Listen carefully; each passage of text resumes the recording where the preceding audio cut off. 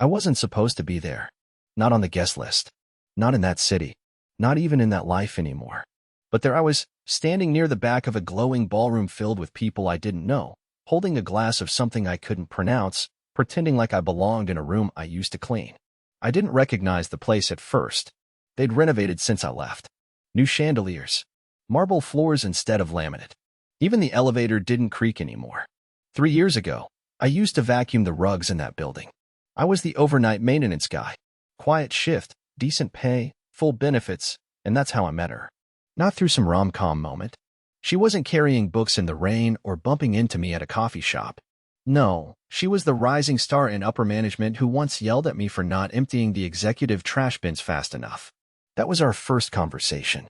No flowers, just a clipboard in my face and a reminder I was replaceable. And I fell for her anyway. Pathetic, I know. I've got a weakness for power. And Fallon? She wore it like perfume. But none of that mattered anymore. I didn't work there. I didn't have a badge. I didn't even live in the state. So why was I back? Because of a rumor. One voicemail.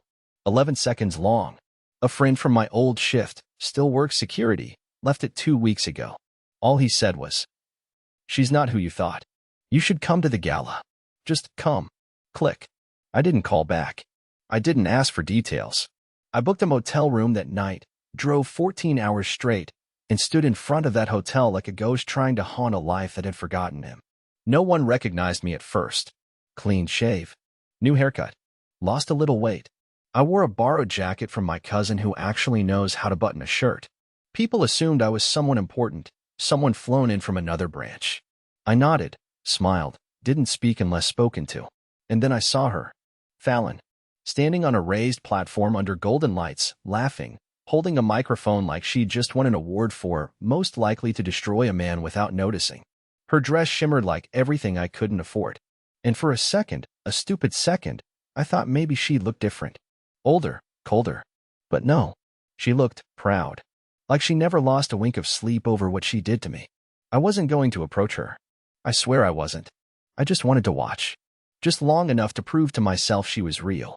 That it wasn't a hallucination in a Wyoming snowstorm. But then she saw me. Her entire body locked up like a statue being struck by lightning. The glass in her hand didn't just slip, it flew. People turned. Music stopped. And then she did something I'll never forget as long as I live. She sobbed. Loud. Guttural. Hands over her face. In front of every manager, every coworker, every sleek stranger in a rented tux. And I hadn't even said a word. I just stood there. Now here's the part no one expected. The moment she ran off, someone else in the crowd looked at me and mouthed the words. "You don't know, do you?" No, I didn't. But I was about to find out. I didn't follow her right away. That probably sounds cold, I know. But truthfully, I was frozen. Not just by what happened, Fallon's breakdown, the room going quiet, the hundreds of perfectly polished people staring at me like I had just stabbed someone, but by that sentence someone mouthed at me. "You don't know, do you?" No, I didn't. And that was the problem.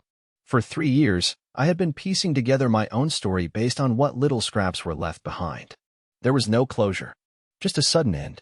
One moment, I was quietly repairing a leaky pipe beneath her office. The next, I was getting handed a cardboard box with my name misspelled and a generic, "Thank you for your service" email.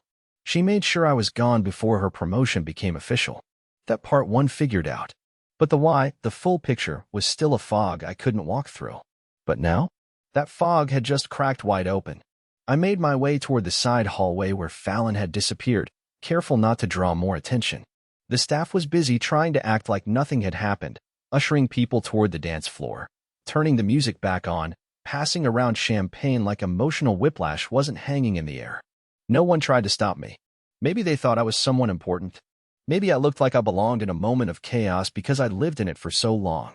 Down the hallway, I found her. Fallon, curled up on a velvet bench near the restroom doors, hands gripping the sides of her head, breathing like she was trying to erase herself molecule by molecule. She looked up, and I swear, there was no anger, no fury, just fear, a kind I'd never seen in her before. Fallon was always composed, even when she was cruel, but not now. "Lowell," she whispered like it hurt. Why are you here?" And I asked her the first honest question that had been rotting in my chest for years. "What did you do to me?" That's when she laughed. A strange, broken sound. It wasn't funny, not even close. But something inside her cracked wide open, and what poured out was something between panic and confession. I didn't know they were going to bury you. That was her first sentence. I didn't even understand it. Bury me? I just wanted out. I didn't want to destroy you. That wasn't the plan. You were never supposed to disappear. I blinked. Disappear? Fallon, you ruined my life. You ghosted me in my own apartment, killed my job, blacklisted me from an entire region, and I had to dig myself out of a ditch so deep I forgot what daylight felt like. So explain, please. And then she said it, the thing that would unravel everything I thought I knew about those final months with her. I didn't leave you because of Landon. There was no Landon. That was a name I gave to cover it.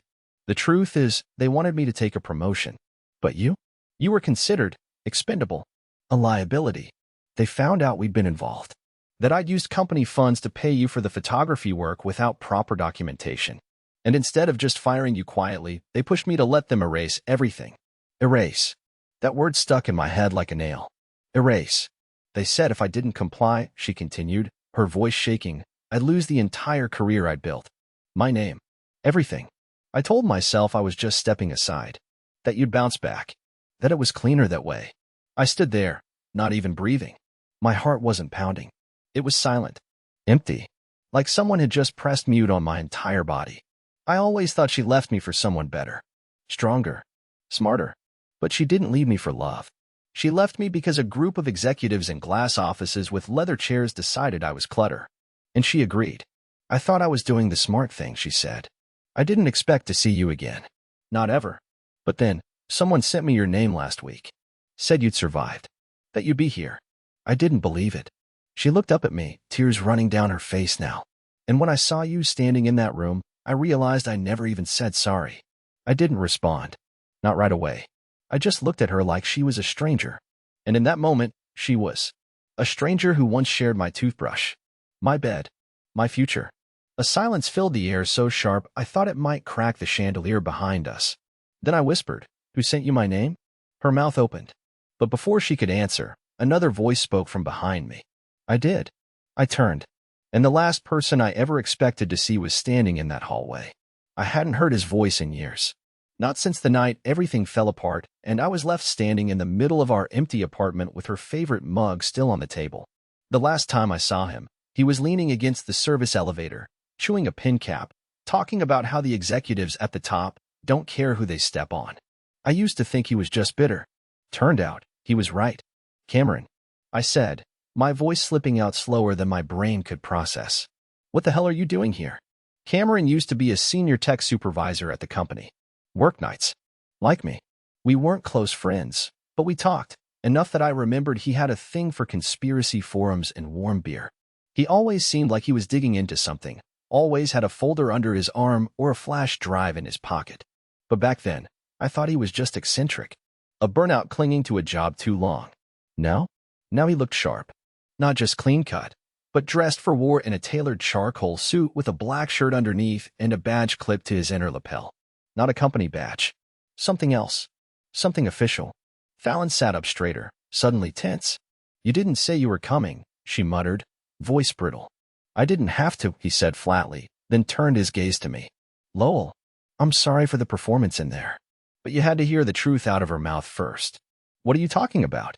I asked, genuinely disoriented. Why am I here? Really? You sent that invite? He nodded. Yes. Because I couldn't live with it anymore. Not after what they did to you. What they did to a lot of people, actually.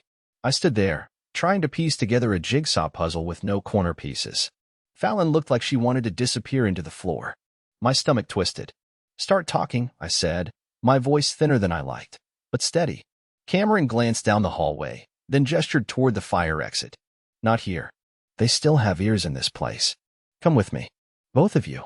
I hesitated, but Fallon stood. Slowly. Almost like she had no choice. 10 minutes later, we were sitting in a parked sedan 3 blocks from the gala.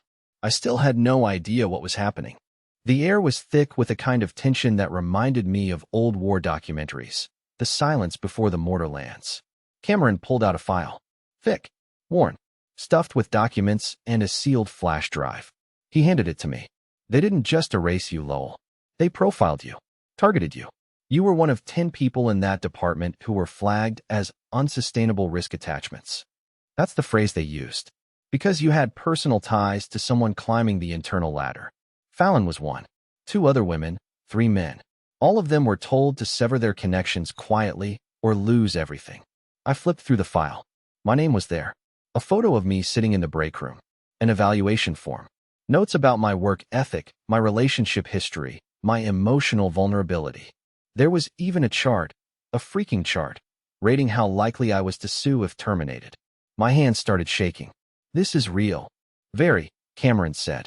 They used a third-party firm. Off the books. I only got access to this when I started working with an ethics watchdog team. I blew the whistle on them last year. Fallon was silent. Not a word. Not even a breath. You could have warned me, I muttered, looking at her. I wasn't allowed to, she whispered, her voice crumbling. They had me sign an NDA. They threatened to fabricate misconduct. I was scared, but I still walked away. I didn't fight for you, and I should have. I know that. I closed the file and leaned back in the seat, staring at the roof of the car like it might offer some answers. I thought I was just disposable, I said quietly. Like I just didn't matter. But they engineered it. Cameron nodded. You were collateral, man. They do this. They've done it to more than just you. But you, your case, it was one of the worst. You didn't fight back. You didn't even show up for your exit hearing. They thought you were broken beyond repair. I laughed, but it was empty. Well, joke's on them. I lived. Barely.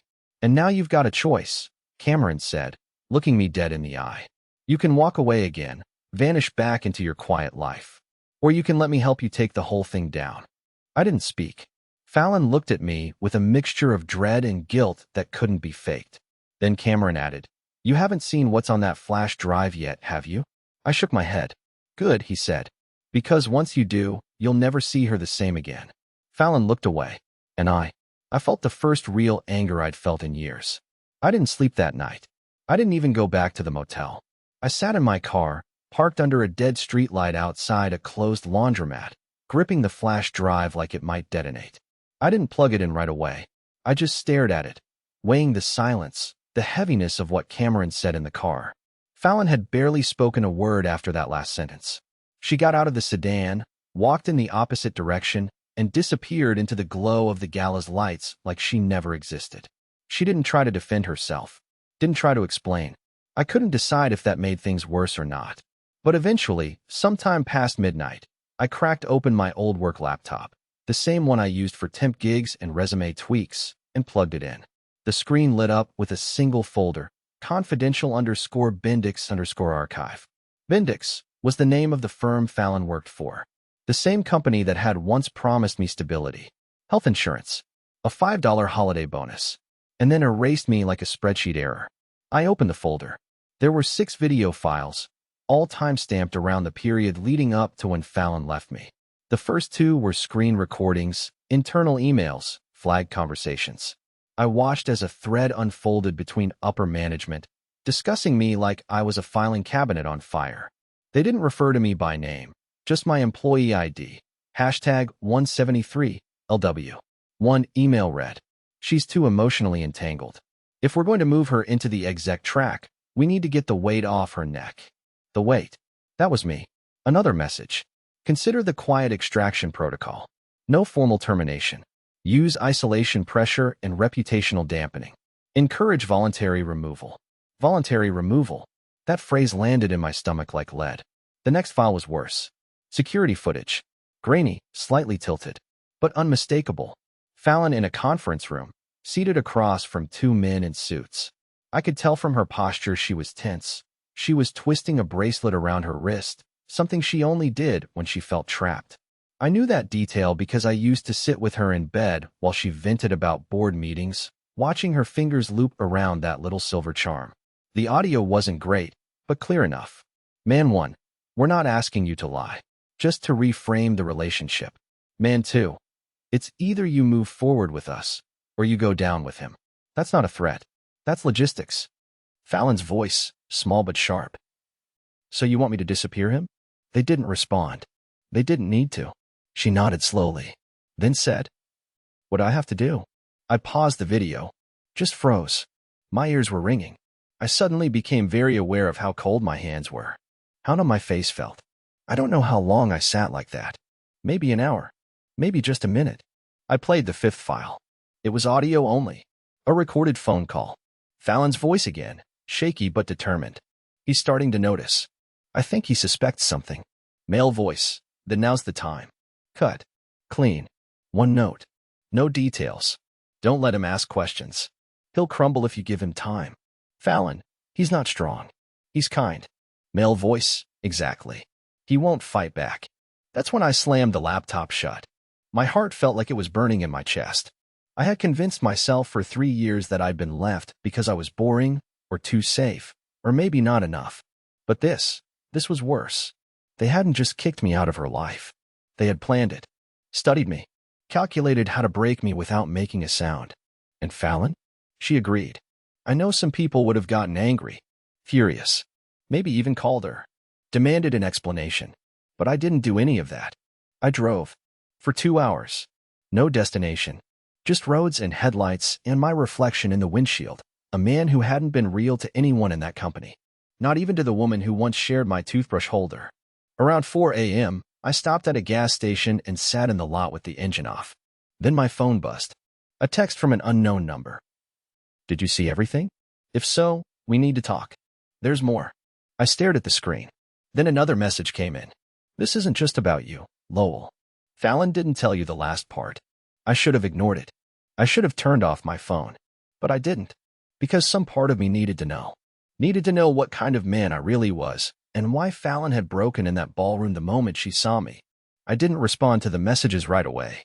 My phone sat in the passenger seat, screen glowing in the dark like some ticking bomb I wasn't ready to disarm. I just stared through the windshield at the barren gas station lot, at the distant silhouette of a highway sign trembling under cheap fluorescent bulbs. The world felt too still for what I had just seen, like reality hadn't caught up to the weight of it yet. After a long moment, I picked up the phone and texted back one word. Where? The reply came less than a minute later. The Overlook. 6 a.m. Come alone. Parked behind the trail post. The Overlook was a local hiking spot, an old bluff above the city that overlooked the downtown skyline. It used to be the kind of place Fallon and I would drive to during our early days, before everything became sterile and polite between us. I remember sitting on that wooden bench up there one night, thinking about asking her to move in with me. Now, I was headed there to find out the missing piece of a corporate sabotage operation that somehow had my name stapled to it. I arrived just before 6. The sky was still bruised with the last traces of night, the first birds beginning to scratch against silence. A car was already parked in the shadows. As I approached, a figure stepped out, not Cameron, not Fallon. A woman. She wore a deep olive coat, a gray beanie, and a tired look on her face like she'd been carrying something heavy for far too long. When she pulled the hat off, I recognized her. It was Vera, Fallon's former assistant, the one who used to smile too politely in meetings, always standing just outside the frame, forgotten the moment she left a room. Hi, Lowell, she said, voice hoarse but calm. Vera. I blinked. What the hell? I know. You didn't expect me. But I was the one who flagged your name to Cameron. I was the one who kept the files. And I was the one who sent Fallon that text telling her you were coming. I swallowed hard. Why? Because she lied to you, Vera said without hesitation. There's more than what you saw on the flash drive. What they did to you wasn't just a betrayal. It was part of a cover-up. And Fallon played a bigger role than she let on. I couldn't breathe right. She said she didn't have a choice. Vera sighed, reached into her coat pocket, and pulled out a second drive. Smaller. Unlabeled. She held it out. This is everything. Meetings she attended. Communications she deleted. Payments she authorized. She didn't just comply, she initiated the exit plan. And she got compensated for it. I didn't take the drive right away. I watched her crumble in that hallway, I said slowly. She looked like the world collapsed on her shoulders. Vera nodded. It did. But only because she didn't think you'd ever show your face again. And when you did, all the guilt she buried under years of success came rushing back.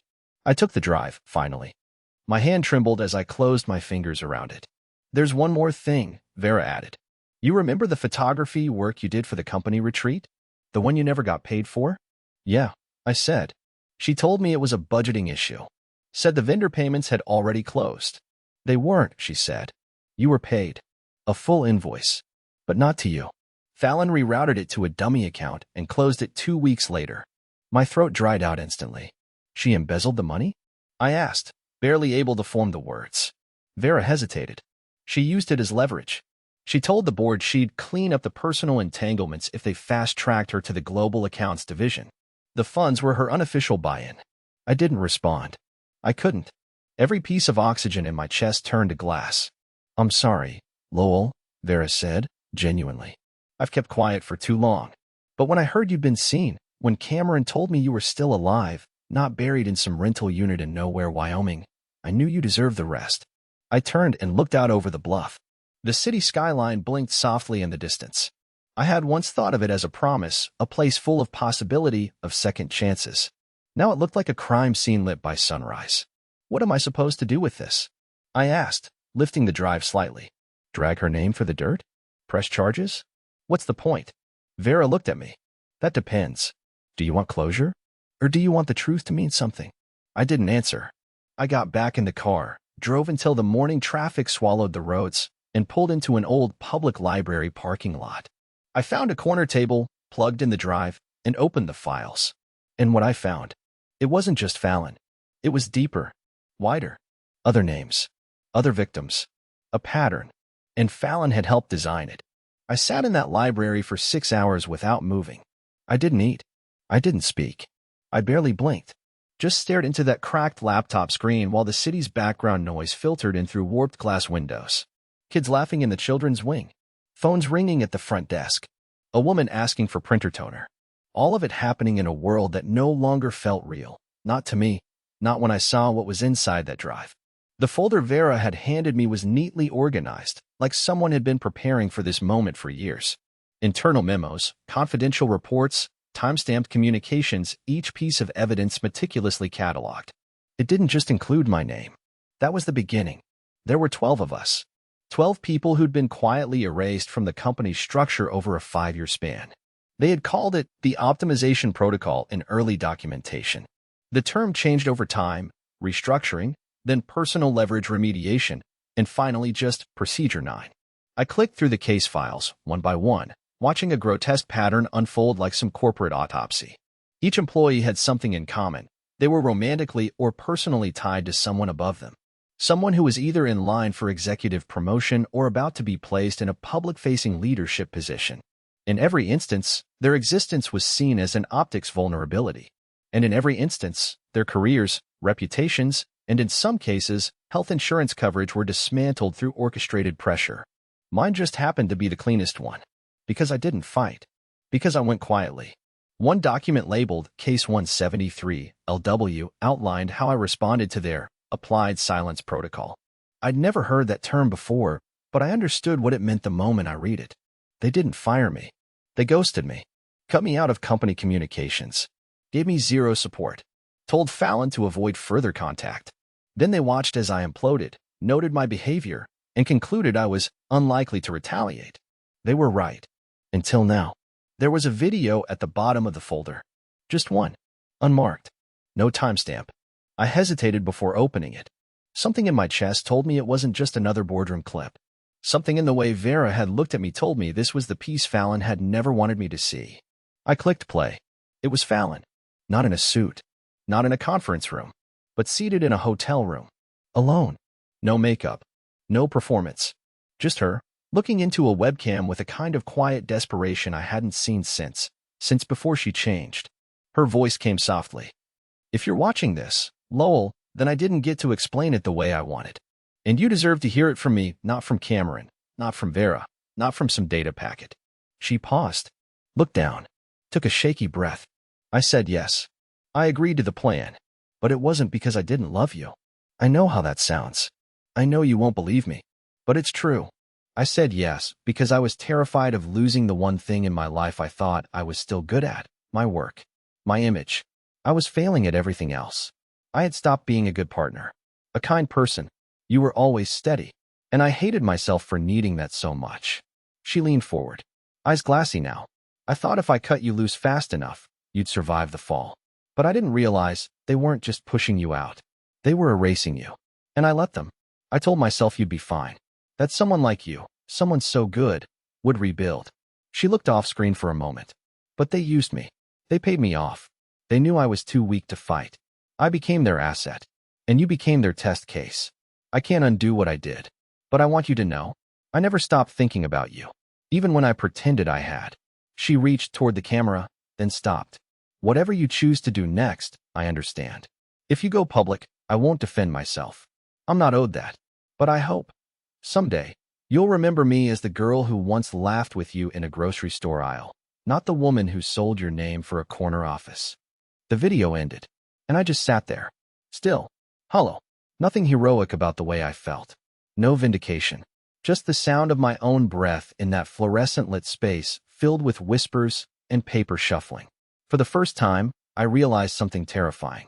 She had loved me, but she loved her survival more. I closed the laptop and stared at the exit sign above the library doors. That was the line now. The threshold. I could keep walking forward and vanish again, start over in another nowhere town. Or I could cross that line and finally make my voice louder than the silence they drowned me in. I didn't feel brave. I felt broken. But that was the first thing they got wrong about me. I wasn't gone. I was just waiting. And now, I was done waiting. The next morning, I did something I never thought I'd have the stomach for. I walked through the front doors of the Bendix headquarters. Not as a visitor. Not as a former maintenance guy. Not as Fallon's forgotten ex.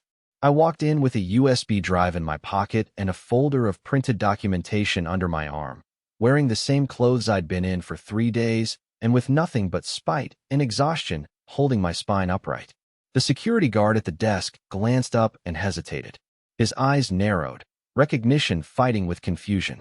He opened his mouth to ask for credentials, but I beat him to it. Call up to HR, I said, my voice dry but firm. Tell them Lowell Whitaker is here. And if they don't want a press truck in the lobby by noon, someone better come meet me in person. He blinked. Sir, I'm going to need to.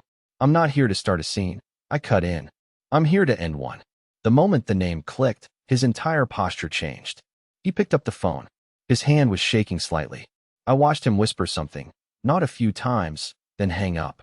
He didn't make eye contact when he said, someone will be down shortly. Conference room 2. I walked past him without another word. The elevators were too quiet, polished and sterile like a museum exhibit. I stared at my reflection in the brushed steel and barely recognized the man standing there. I didn't look confident. I looked like someone who had nothing left to lose. And for once, that gave me power. The elevator doors opened to the 14th floor, the executive level. Carpet too clean, walls lined with local art to make the company seem more grounded than it was. 2 people passed me in the hallway and froze. Their faces went pale.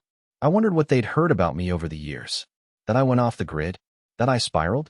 That I vanished like some embarrassing footnote? Let them wonder. Conference room 2 was already open when I got there. And Fallon was inside. Alone. She didn't look surprised. Just tired. Not the fake kind of tired you see in polished professionals, but the real, bone-deep weariness that comes when your lies have finally turned into shadows too large to hide under. I figured it would be you, I said, closing the door behind me. They didn't want to meet with you, she replied. They sent me instead. Said I'd have more context. I placed the folder on the table. Context in here. Names, signatures, payment trails, NDA copies, internal memos, video logs, everything. You want to skim it, be my guest. But that's not why I came. She stared at the folder, not touching it. Then why are you here? I sat across from her. Not calmly. My hands were gripping the arms of the chair so tightly I thought the fabric might tear. I need to ask you something, and I need you to answer honestly. Not like an executive. Like a human being. She nodded, silent. Was any of it real? I asked. Before the boardroom, before the contracts, before you became whatever it is you are now, did you ever really love me? Or was I always just the first thing you needed to step over? Fallon closed her eyes. And for a moment, she looked like she might collapse all over again. I loved you, she said finally. And that's exactly why I left. I scoffed, almost laughed. That doesn't even make sense. I knew I was going to ruin you, she whispered. And the closer I got to the top, the more certain I became that you couldn't come with me. Not because you weren't enough, Lowell, but because you were the only thing keeping me from becoming this. She looked around the room. It was spotless, climate-controlled, comfortable, and cold. This isn't love, I said. This is damage control. No, she said, her voice barely audible. This is regret. The kind that starts in your chest and eats its way out. We sat there in silence for a long time. Then I said, there are two ways this can go. I hand this folder to an internal watchdog. We bury this company in a federal investigation. Your name becomes a footnote in every ethics lecture for the next decade. Or, you go in there right now, pull the files I give you, and walk the truth to the top floor yourself. Fallon didn't blink. You're giving me a choice? I'm giving you the chance I never got, I replied. To choose who you want to be before someone else does it for you. She stood slowly, picked up the folder. For the first time in 3 years, she looked like someone who might be waking up from a long, dark dream. Not redeemed, not forgiven, but maybe human again. I'll take it up, she said. I'll tell them everything. Good, I said, standing. Because this was never about revenge. I just wanted someone to remember that I was here. She opened the door and paused. You were never forgettable, Lowell, she said. They just made you feel that way. I walked out without another word. As I stepped back onto the elevator, I didn't feel powerful. I didn't feel righteous. I just felt lighter, not healed, but awake. For the first time since she left me, I didn't need closure. I had something better. The truth. 3 weeks passed. I didn't follow up.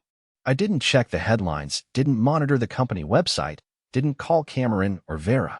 I unplugged for the first time in years, not because I was afraid, but because I was done letting her world pull mine off course. Fallon sent me an email the night after our meeting. Just one paragraph. I did it. I handed over the files. I sat in front of people I once feared and told them everything. I don't know what happens next for them or for me. But whatever it is, I wanted you to know. I didn't do it to be seen. I did it so you'd finally stop disappearing in other people's shadows. I hope you find the life you deserve. I didn't respond. I didn't need to. By then, I was already gone. I moved to a small coastal town 3 states away. Not to hide. To start. I got a job fixing up digital archives for a local museum, quiet work, methodical, honest. People there know me by my first name, not a badge ID. I spend my mornings walking along the shore with a second-hand camera slung over my shoulder, snapping photos of seagulls, rusted boats, strangers laughing over ice cream. I send the best ones to a local art store, where they hang them without asking me what happened in my past. They don't need to know. Because that part of my life, the part where I beg to be noticed, to be remembered, to be worth someone else's ambition, that part is over. And then, on a soft Sunday morning, something unexpected arrived in my P.O. box. A small padded envelope. No return address. Inside, one thing. Fallon's bracelet. The same silver charm she used to spin around her wrist whenever she lied to herself. I held it in my hand for a long while. It didn't hurt anymore. It didn't burn. It just felt finished. I walked down to the end of the pier, held it over the edge, and let it go. The sea took it without a splash. Somewhere back in that city, Fallon would probably be picking up the pieces of her career, facing audits, investigations, public silence. But those weren't my battles anymore. I didn't need justice. I didn't want revenge. All I wanted was peace. And finally, unbelievably, I had it. Because the life they tried to erase, I rebuilt it. Without them. And this time, this quiet, ordinary, beautiful time, I was the one who chose who I wanted to be. And I chose to live.